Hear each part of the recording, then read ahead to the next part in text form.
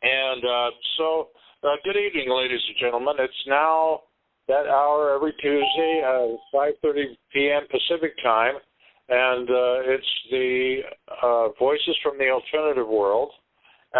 Tonight, my co-host, Sonny Holmes, is not going to be available. She was just getting discharged from the hospital today, and so I'll be solo host, and as the tradition has been, we are going to start the program with the Law of One. That's basically the principle from which we start all things, and so we are all one. When one is harmed, all are harmed. When one is helped, all are helped. So therefore, in the name of who I am, and I am one with all there is, I ask that only the highest good happen. So it is, so be it, and thank you that this is done. Amen. Tonight's program, is I think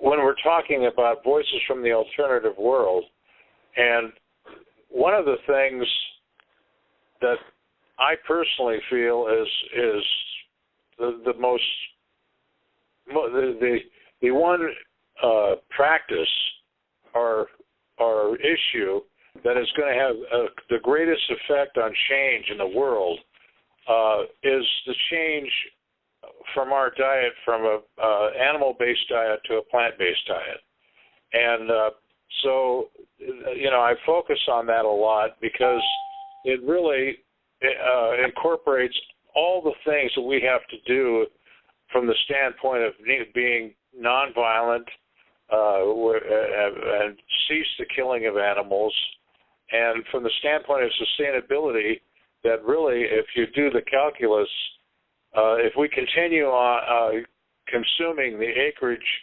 and agriculture producing food for animals, it'll eventually get to the point that sustaining an animal-based diet is just not possible, just from the standpoint of land and water and what the harm that it does to the atmosphere, from the standpoint of the decomposing organic composition of the animal waste and the methane gas that is added to the atmosphere. So it's global warming. It's a spiritual reason because by changing our nature and the way we think and the way we believe, the desire to kill not only animals but our fellow man is changing. So, and the thing that really astounded me was several years ago there were two Harvard Nobel Prize winners. And one was a macrobiologist, and the other was a anthropologist. And they were on the Trolley Road Show, and they both were colleagues at Harvard and long-term friends and associates. And they came at the end of the program. It was really fascinating. And by the way, both of these individuals were atheists, And by the way, they both came to the same conclusion separately after a lifetime of research, and they were soon due to retire. So this is at the end of their careers and towards the end of their life. They came to the conclusion that man was becoming more peaceful, and when they when they said that, I was really astounded because I said, how in the world can you come to that conclusion where the world is just full of violence? And then I really started to examine the facts, and And I look, just through the 20th century and into the beginning of the 21st century, just chronicled the fatalities in war. And if you look back at World War II, there were 400,000, and I'm going to, I don't have all the statistics in front of me concerning the fatalities in other countries, but I know for certain that Russia sustained from between the Russian Revolution and Stalin's purges and World War II and the Gulag. I've had a customer of mine in Huntington Beach, and he was an engineer from Russia. And I said, and I got into the discussion, and I've always, that was another astounding thing about Russia, is that the fatalities that they suffered from all these events. And I told him, I said, between all those factors, World War II, Stalin's purges, and the Russian Revolution, and the Gulag, I said, Russia has lost close to 80 million lives, and he corrected me. He said, no, Dale, actually, the real figures are close to 100 million, and in World War II alone, our casualties were 400,000. And then if you move forward to Vietnam, the war lasted longer, and our fatalities were 50,000. And then if you move ahead again to the Iraq War, it went on for a number of years, and we had less than 6,000 fatalities. And so it seems that and there's been, as time goes on, much greater emphasis put on non-combatant fatalities or innocent civilians, and there's been a lot of flack that they in the process of developing weapons for war. They're trying to develop weapons where they can target and kill just the enemy, the military guy or the terrorist, and anytime there's any collateral damage in the form of innocent civilians, there's a big hoopla about it. They don't want to kill innocent people. And primarily for the primary reason is that it just creates more terrorists and hatred and anger. And so, that premise that we are becoming more peaceful is bared out in the facts over time, and that the cruelty to animals, and this big push for the vegetarian adopting a plant-based diet. The PETA is an advocate of plant-based diet, and maybe not all their members, but there is a number of people who are PETA advocates that want to prevent the cruelty to animals. And the reason why they are a vegan and their vegetarian diet is they don't want to kill animals. So it seems that this trend of not wanting to kill things is growing momentum.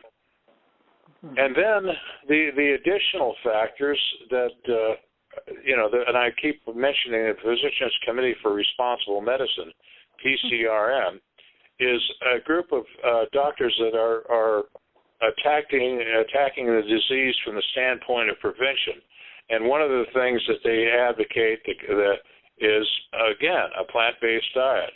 And the reason, one of the major studies, scientific research studies that was done was by Dr. Colin Campbell in Cornell University. And, I've mentioned this before, but it bears repeating because these, the issue is the fundamental science of food and how it's metabolized, and the animal proteins versus plant protein. And they did. Colin Campbell did the study in China. It's called the China study, and there was a 15-year study done with a colleague of his that went about analyzing these cancer clusters. And so as they investigated, they found that the cancer clusters were centralized in certain specific areas, and then there were areas in the country where there wasn't any cancer at all, or such a small amount that it wasn't really worthy of mention. And the one factor that was evident in that examination is those areas where there were cancer clusters was the areas where they had animal-based diets, and the areas where there weren't cancer were predominantly plant-based diets. So the scientific evidence, and him as a microbiologist, he broke down the chemistry, and there's actually a change in the way the proteins are metabolized, and it actually promotes the growth of abnormal cells, which in turn develop into various cancers. And then coupled with the cancer issue is also the issue of heart disease and obesity, and this has to do with those the fats laying down the arteries and restricting the animal proteins laying down the fats in the arteries and causing heart disease and diabetes, obesity, and so forth. So there's I would say right now, from the standpoint of animal-based diets, we are pretty much where we were in the 60s, where cigarette smoking, the research on cigarette smoking got to the point where the Food and Drug Administration or the Surgeon General came out and said, there's enough evidence to at least put on the cigarette smoking may be hazardous to your health.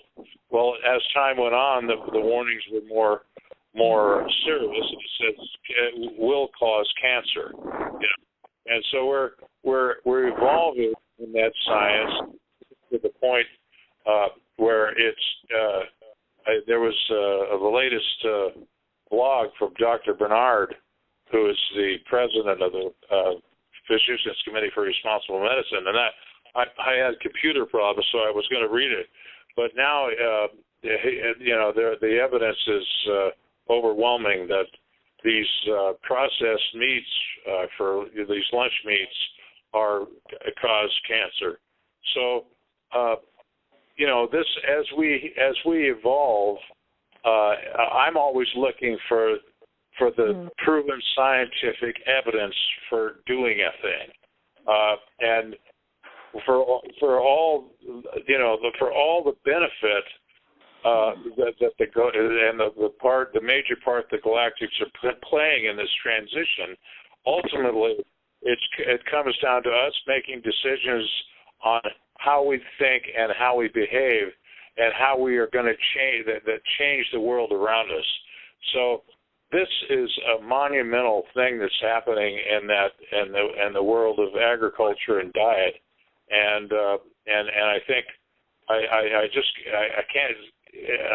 This is where we can gain the most traction with those people who aren't connected with the unseen world. That they can look at it right in front of them and say, "Gee, I shouldn't eat meat." And the effect it's going to have on the environment is we're going to stop killing things, and that momentum is going to carry over and say, "Well, we got to stop killing each other," and that is the profound change in our behavior that is going to contribute to a better world, and that's for us to adopt nonviolence as not just a choice but a necessity, for us to go into the future. Mm-hmm. So that theme of eating a plant-based diet is one that I wanted to touch on as important. And then on So that's one component of the equation of living on this earth, and a big part of that is the spiritual. And the other component, and I had a big web page that I was going to read an article on these on the regenerative living. This was an organization founded by Vladislav Davidson. He's from Russian descent, and he's developing permaculture living, and it's also has to do with habitat. So along with food, and there's another individual up in Taos, and he's a licensed architect, and he's developed earthships. And fundamentally, he's designed structures for families of four, where it incorporates agriculture right within the structure. So, and in a climate zone that gets 32 below zero, he's got passive solar houses that work like heat sinks. And in spite of the 32-degree weather outside the house, he's growing his garden, his vegetable garden, and fruit trees and plants in the house. And basically, he's got a structure that'll support a family of four that's completely off grid and self-sustaining, and with sustainable agriculture, renewable agriculture. And so this. What's going to happen and then the movement of intentional communities that are forming, and the analogy I use is it's like during the time of the flood, when there were certain people that were inspired to build boats because there was just they had the sense that this flood was coming. And what we have in today's world are those people that have given up on the government and the political structure and realize that if we're going to go forward, we have to be completely self-sufficient and form small communities of families and friends that, govern themselves. And this again has to do with people becoming more spiritual, because the need for having large land armies, so for conquest and having supporting an empire, as we become more loving and nonviolent, we'll just have a desire to be with those that we love and that love us, and live in a community together, and we're not going to have that desire to own and control and possess. That is part of this way of thinking and way of living, and so we want communities that we're a part of, and that we can control. We control how we build a garden, or build our house, or build our community center, or work out the differences with each other. But we certainly don't have any control over what goes on 5,000 miles away, or 10,000, or 20,000, and we have no intention of trying to exert our will on anybody else. So, and this transition, so this alternative world is taking shape, and not only our food and not only our housing, but it's also taking place in the music and the arts and in the sciences. We're developing. We don't want to harm the environment any more than we want to harm animals or harm each other. So we're becoming a part of our surroundings, and we're understanding ourselves, and it's just this alternative world is in the process of development by our thoughts, and I just and there's a lot of things that are taking place to substantiate what I'm saying, and I think and now bringing it up to date in what's happening in the political process, you're seeing that the old ideas are losing their power. And what's happening in the Republican Party, in essence, is there's a bunch of angry rich people who are losing control. And then on the other side of the coin, there's a bunch of angry citizens that are just completely fed up with our government. That it's not satisfying our needs.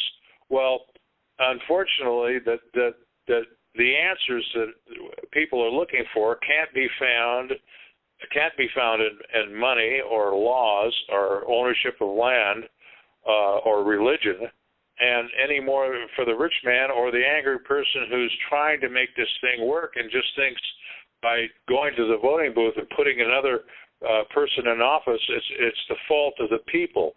Well, what they're going to find out that no matter who they elect, they're bound by the Constitution, they're bound by laws, they're bound by the laws of ownership and finance, and they don't have an alternative world. And no matter what they do, if they keep doing the same things over and over, it's going to end up with the same result.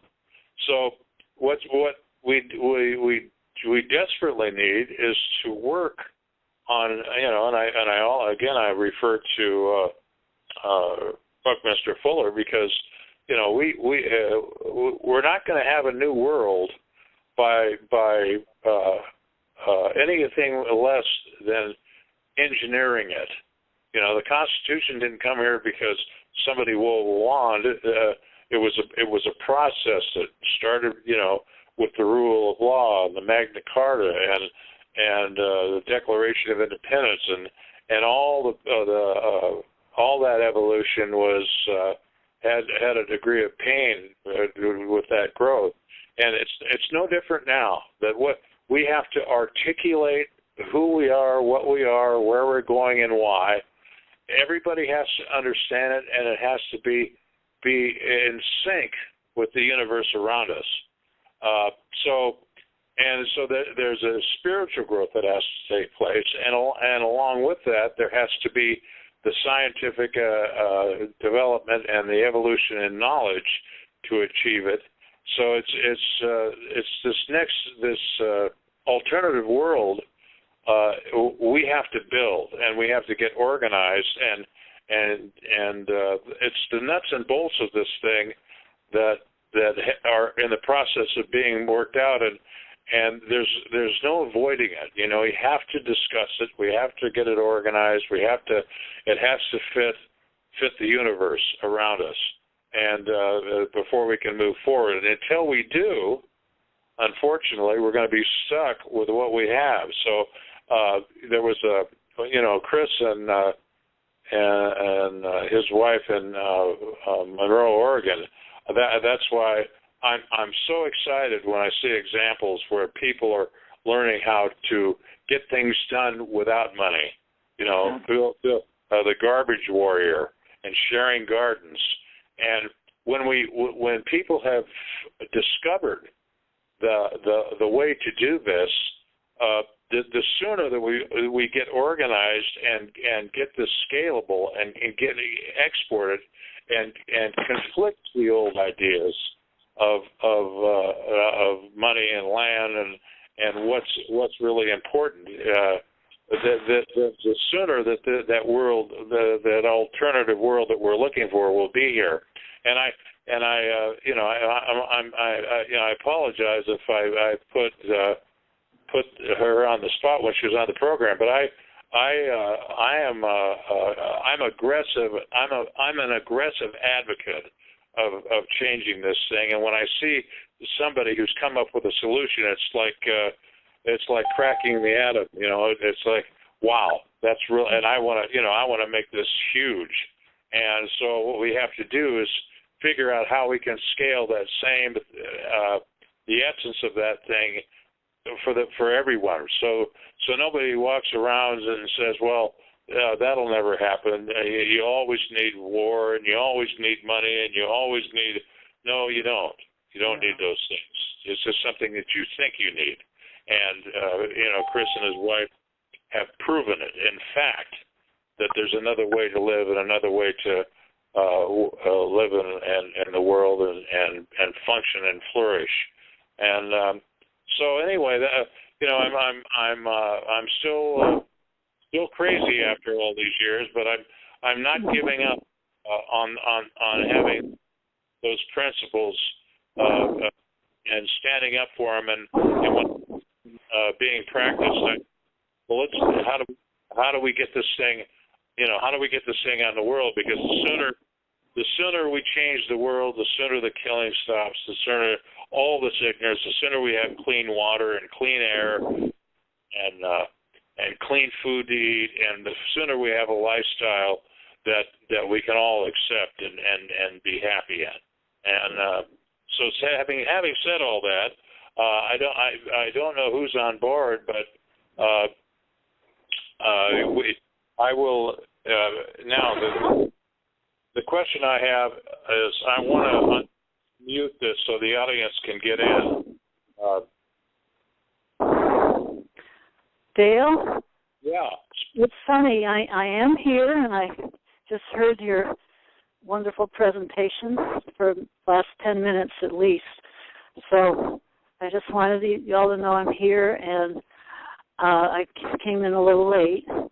And well, thank goodness, Sonny, because I'm at the point where I want to unmute the broadcast. So anybody that wants to ask questions, welcome, everybody. Welcome, Sonny, back. She just got to the hospital today, and good. Hi, or Sonny. Hi, Elizabeth. Yeah, it's just been in a little while now, but it could be helpful. Yeah. Yeah. So I mean, if for those people who've been listening, I need to unmute the moderator's mic so they can comment or ask questions. How do we do that?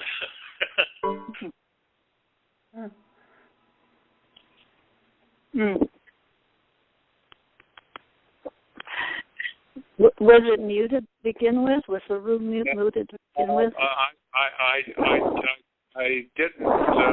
didn't mute it, but that's one thing. It's being recorded, but I haven't got the unmuted button yet. It wasn't muted. Okay. All right, great. Well, if for anyone who's been listening, if you have any comments or questions or anything, please feel free to come on in. Well, you had a lot of good information tonight. Yes, you do. Yeah, and it's unfortunate because I had a prepared program, but I've got some kind of a computer glitch. It won't let me access that particular that area where I've got the websites, and I was going to read from them, and we'll save that for another program because it's really it's exciting, to see architects and medical doctors and engineers talk about what we have to do, and it's just not just for so many years I was like a voice in the wilderness. I sounded, well, you're crazy. It'll never, and it's happening. And so anyway. Well, maybe it'll be ready for next week. Yeah, so that's, it's really important. That's when you have a platform test like this, it's really important to because there's so much despair and hopelessness in the world, and really the sky is not falling. The best, and I want to allay everybody's fears. It's not a time to run and hide. It's just a time to put your shoulder to the wheel and get to work and make this thing happen. Well, yes.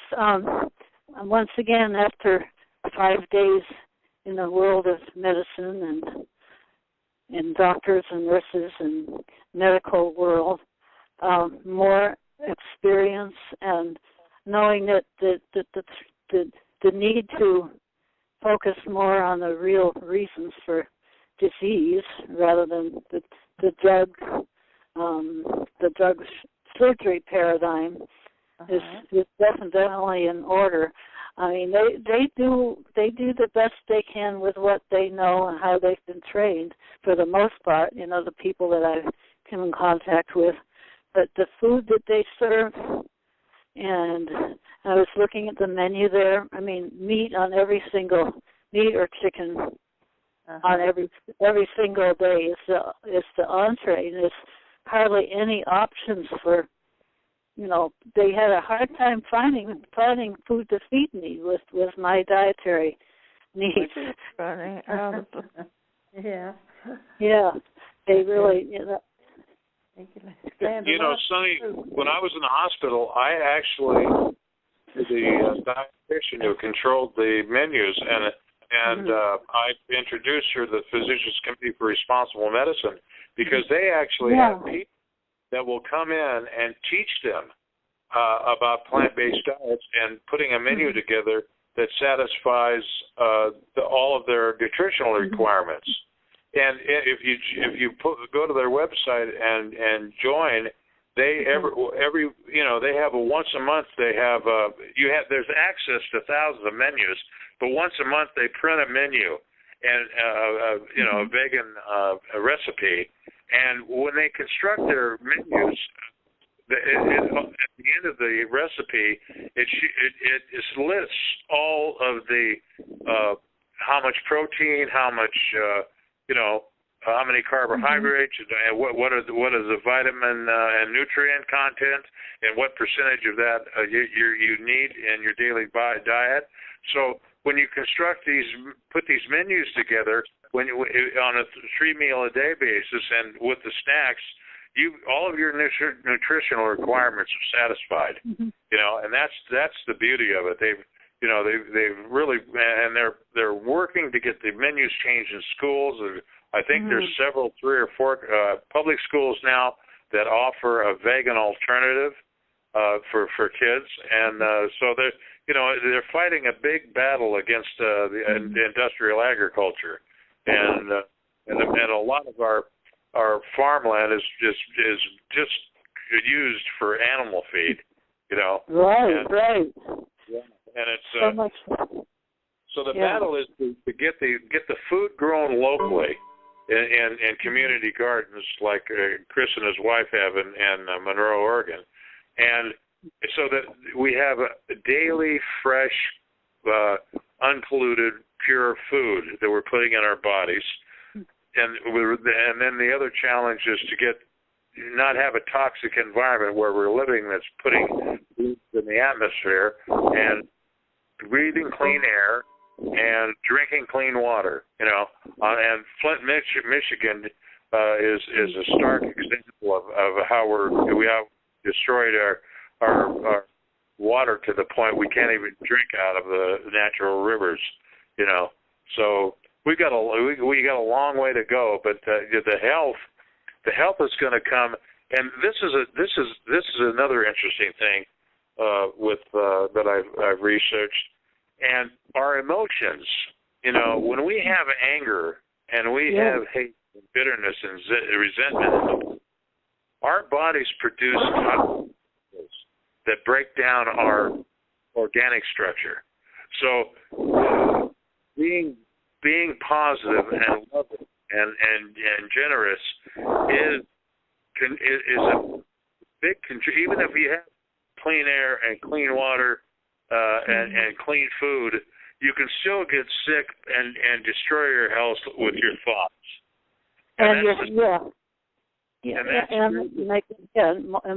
Negative emotions that need to be looked at and dealt with, not denied, but transformed. And that's negative emotions. We've got a competitive, every man for himself, dog-eat-dog world, and that is contributing to the general deterioration of our health. So we got to, in forming these cooperative communities where everybody cares for each other and loves one another, that is going to be a big factor in our general welfare. Getting rid of fear and anxiety and worry, all of these negative emotions contribute to the breakdown of our health. It's interesting you should bring that up, because this is what Cynthia was talking about last night about the new moon and the solar eclipse that was this morning and they're saying that it's Pisces we're right, Sun and Moon and Pisces and several other planets as well, and that's very strong emotion focus, and she always talks about that, and then the emotions can change everything, and they're, just dealing with the negative emotions and then, just transforming them, and that can change. That's what changes everything. It's not just thinking. Hardly. Yeah. Well, that's the spiritual component. We're actually we're not changing our nature, but we're just choosing to live a more spiritual, non-violent way of life, and so that gestalt, or how we think and how we believe and how we act, that's the one that's undergoing a major change, along with what we consider habitat and what we consider diet. So it's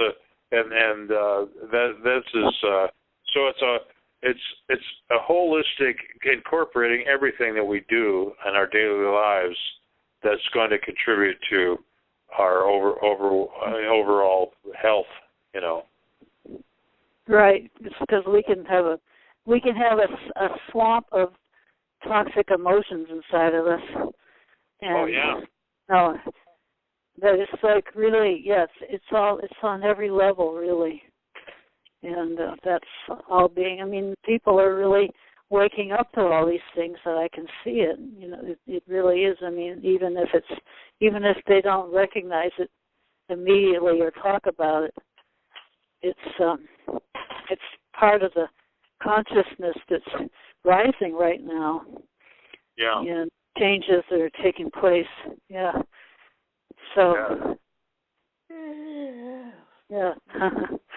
try to stay with that as much as, I get discouraged for a while because I'm back in the hospital, I'm still having these bowel problems, but I didn't have surgery this time.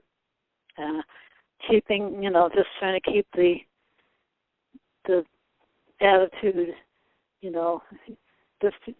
the general overall feeling and attitude in an upward kind of manner. And the people there recognize that in me, even. So say, well, you're smiling, you must be happy or something, Happiness is a huge part of it, Mm-hmm. And a lot of times it's the reason for being unhappy is very real and visceral. But a lot of times, sure. A lot of times it's somebody's.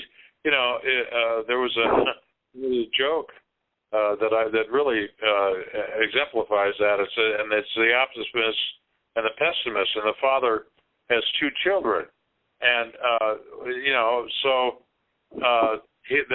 the one boy is a pessimist, and he gave him a brand new bicycle, and the boy goes. And the father couldn't understand why the boy wasn't riding the bicycle and riding it outside, and then the boy says, "Well, I'm afraid if I take it outside, somebody will steal it, or I'll fall down and I'll hurt it, or I might get a flat tire, or And so he's really depressed. And he's got a brand new bicycle, Well, thinking of all the negative things that can happen. And he's really feeling bad, because he's got this brand new bicycle. And the other boy, he gave the optimist. He just filled his room full of horse manure, and he goes in there, and the kid is excited, and he's just going through the horse manure, and he's playing it and throwing it around, and he can't understand why the kid's happy. And he said, "Dad," he said, "with all this horse manure, there's got to be a pony in here someplace, It's looking. It's looking for the good. Finding the good in every situation and being positive, and that has to do with having faith. That no matter how dark it seems, everything's going to be okay. That's confidence and courage. And the other is fear and anxiety and worry. And you can actually, in your own mind, create that circumstance where you are happy, And the Eastern philosophies and religions, that in the most abject conditions in places like India, that they're spiritual to an extreme where they completely ignore their physical existence, and their meditation is on nirvana, then our culture is the other extreme. It's all physical. There's so the thing we have to do is establish a balance, between the physical and the spiritual. So it's neither extreme, but it's we're in the right place, mentally and physically and spiritually. Right. It is about balance, and it's about learning through the polarities, rather than saying, this one's good and this one's bad, or I'm not saying you shouldn't. That doesn't, not to diminish those things that are really horrific. Like there are things that you that are terrible and should be fully addressed in that manner. But where you can use the power over matter, then we should develop that skill. We're confronted with a problem, and not turn away from it, but take it head on. Let's do what we have to do to move forward. Yeah, we can learn from that. Yeah, and grow spiritually and learn how to make things better. And also we visit a place where animals are raised, slaughterhouses, and you see all these horrible, conditions and all this stuff, and it's yucky, it's awful, but then again, people tend to wake people up to see that and want to change it, and that's why I'm like a broken record, but to have a group of doctors that have built this organization and are working in the government to change the laws and change the food pyramid and really diligently, getting people's minds in another direction with nothing else than the facts, and the evidence, and that's where you're going to win in court. You're going to win with the truth, and that's. It's just, there was and one, I think it was in Cowspiracy, the movie. The one story that sticks in my mind is the cattle farmer in Montana, I think it was, and he was overweight and high blood pressure, and the doctor told him, you're a ticking time bomb, and he put him on a vegetarian diet. So here's a here's a cattle farmer, and he has to be a vegan just to stay alive, and prevent a stroke or heart attack. And then there's another story of a cattle farmer, and his wife kept becoming friendly with certain cows and made pets out of them. And now what they're doing is they're not slaughtering the cows. They're raising them, and they're letting them free. Just live like buffalo on the range. She got so attached to the animals that she couldn't stand to having them killed. And there was one cow in one video she was playing with the cow with a ball like you would a dog, and the cow was playing this ball game. So we're getting in touch with the intelligence in all living things, and that they're not just dumb animals. They're living creatures with emotions and consciousness and feeling. They respond to love, and they're capable of a lot more than we because we haven't developed a relationship with them, on a whole, individually, with certain people, around the world. They've developed very close relationships with the animals, but not the vast majority. Yes, that's correct. I mean, even in the old days, before all this factory farming and everything, people ate meat. Excuse me. People ate meat, but they were closer to the animals. They have to take off for a little while. Anyway, they were close to the whole process, so they knew what they were dealing with. Yeah, and like the Waspi says, there was a time when having an animal-based diet was the thing to do. But when the indigenous people took a life to sustain themselves, took that animal life, there was a ceremony, to thank the animal for giving his life so they can sustain themselves. Prior to the air period when agriculture started to develop, and when people stayed in one place, they were hunter-gatherers and followed the animals. And so as time went on and we became had to learn the capacity to feed ourselves without killing animals, that's the time when an evolution and transition started to take place.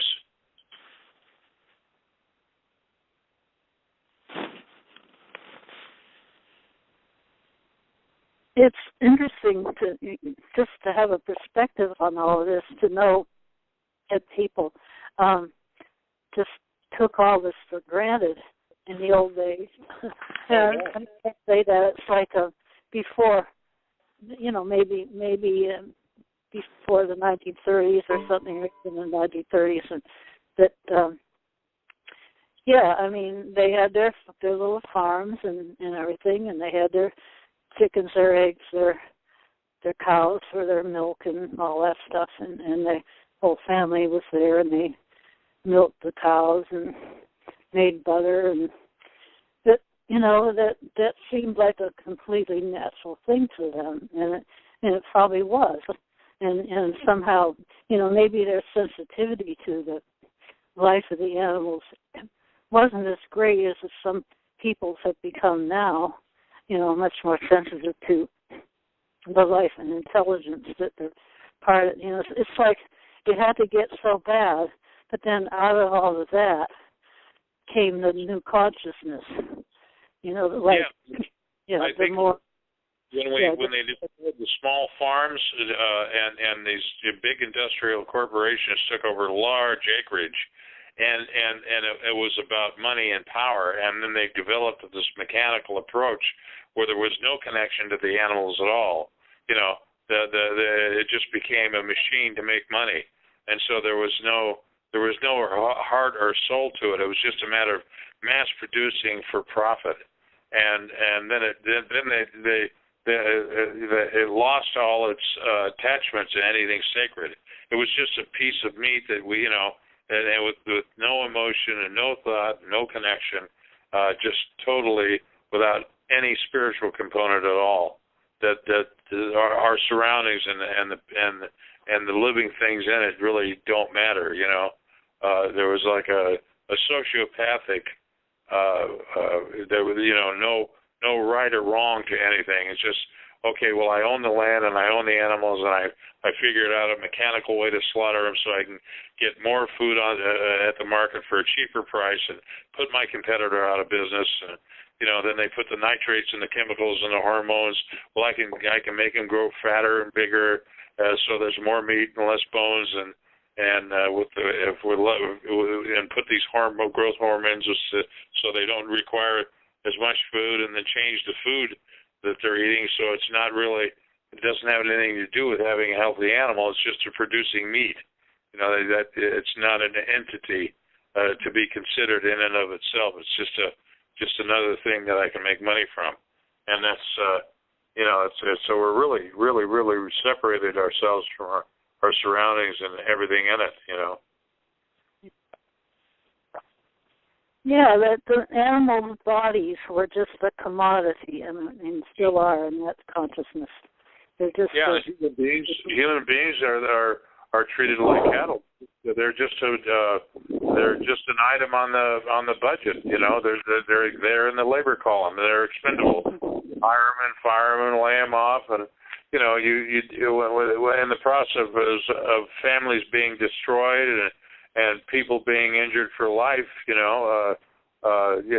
just wipe out whole industries, and now it's even more ruthless because with the technology, they're just replacing people with machines because the people have become a liability, and the world and the universe around us that's made to take care of us has become our enemy,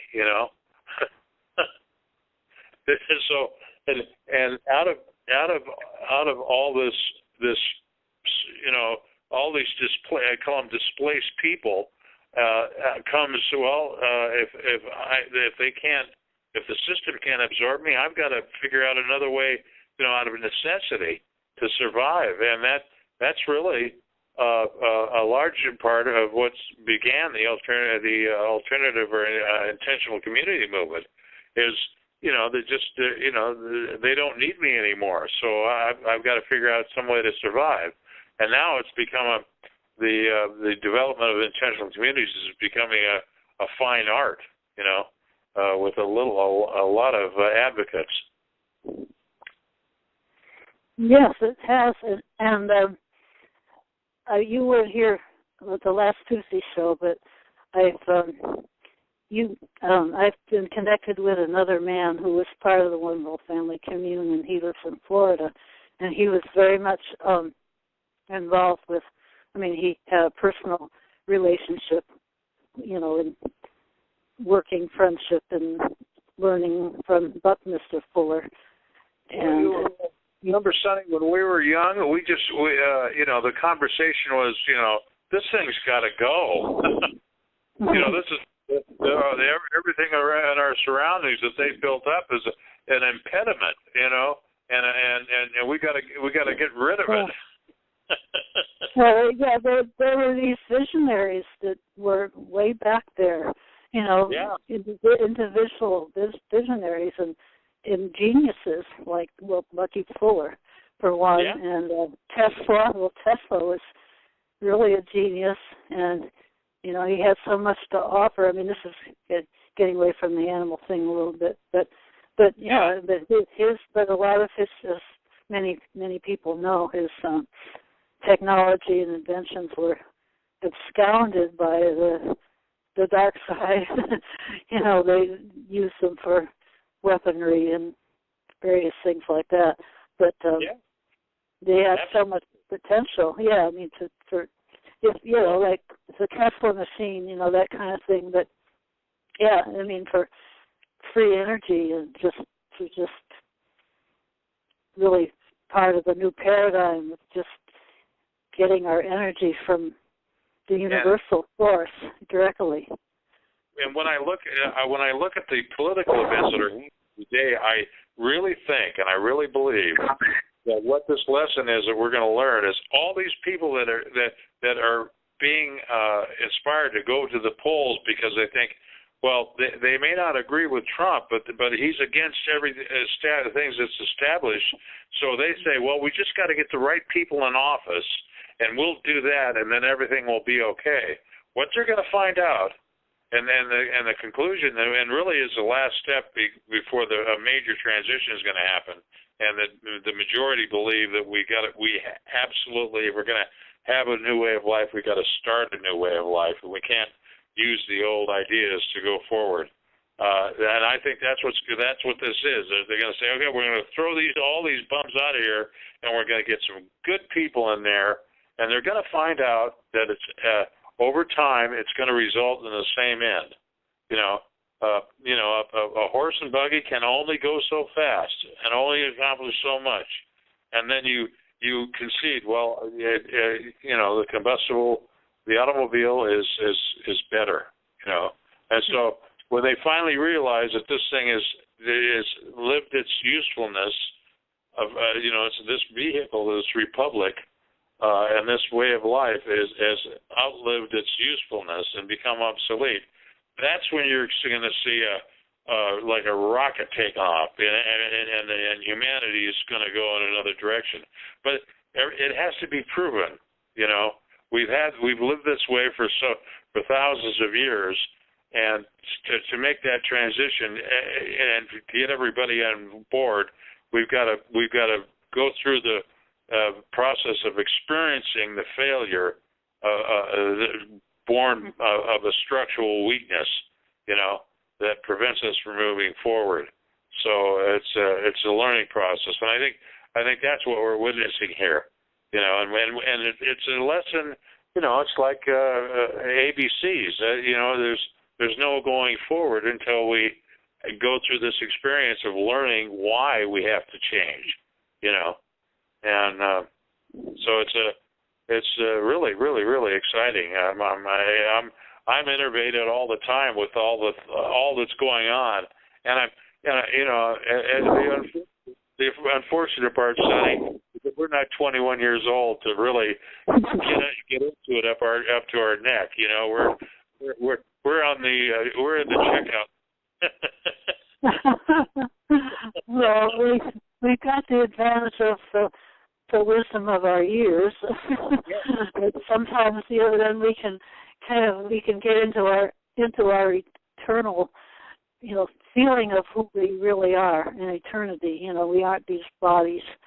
But it's just you'd like to say, gosh, I'd like to live in this world where there really isn't any war anymore, and everybody's got enough to eat, and so that's the melancholy. You say, well, gee, I knew I was right, but so what? I'm not going to be here. Well, on some level, we'll be around in some way, shape, or form, and I think we're right where we should be, and that's making sure that everybody doesn't go off track and give up the ghost, so to speak. Hey, listen, stay engaged. There's a way forward here without crazy, Yeah, well, as we've been talking about on the other shows, and everybody's been talking about, where you're just transforming and up-leveling into the fifth dimension. So, maybe we can't always see what that's going to be like or feel like, but, we could just be these multi-dimensional beings that experience, everything. And we just, our consciousness will be so expanded, and we can live in several dimensions at once, in a certain sense. Yeah. So the sky's the limit. Absolutely.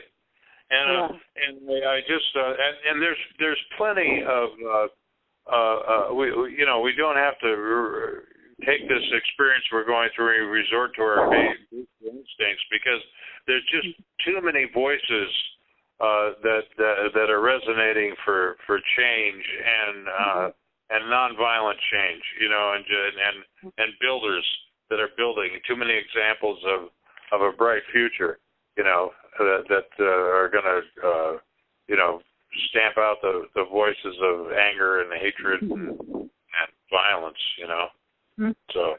No, and then it's the consciousness of the law of one, knowing that we're all one, and if we harm another, in war and kill and fight and all this stuff, we're harming ourselves, because the life force that exists in all these beings and the animals and everybody else, that's all a part of us, of who we are.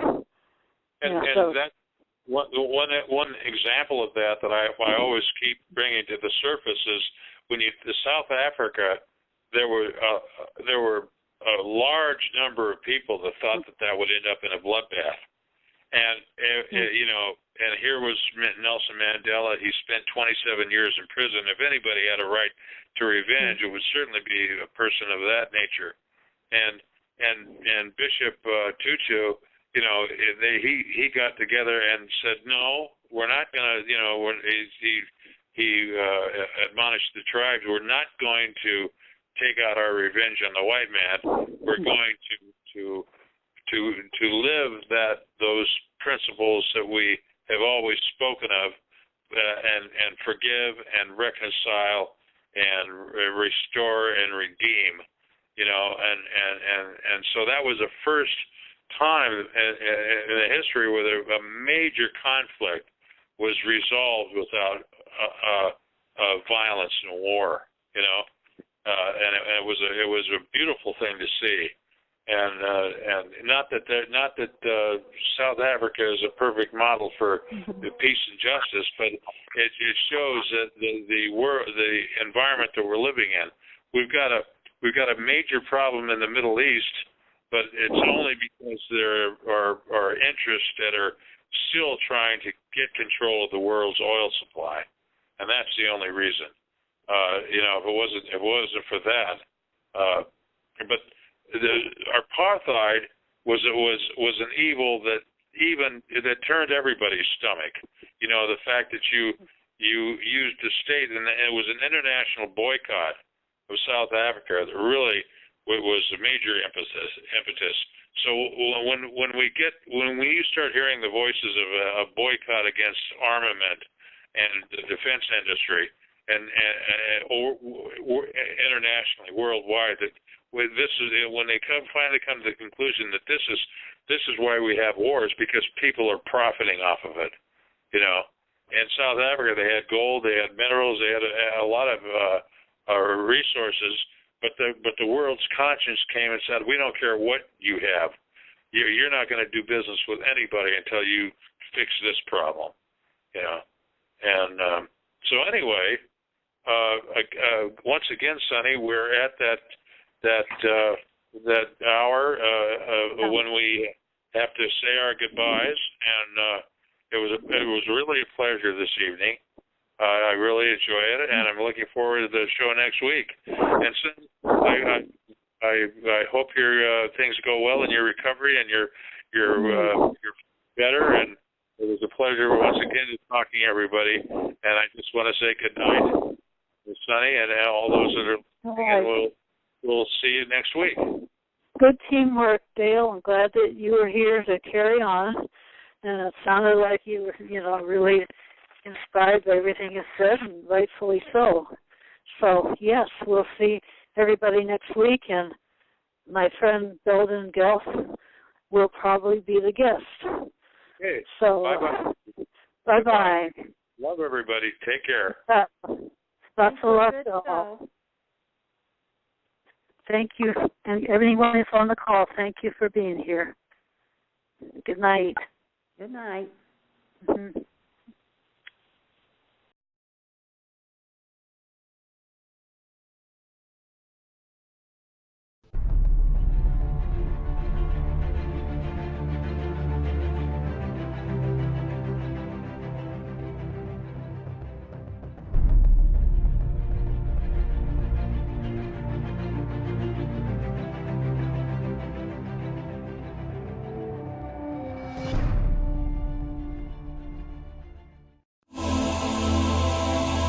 Are you looking for healing or a change in your life to help you enjoy it more fully?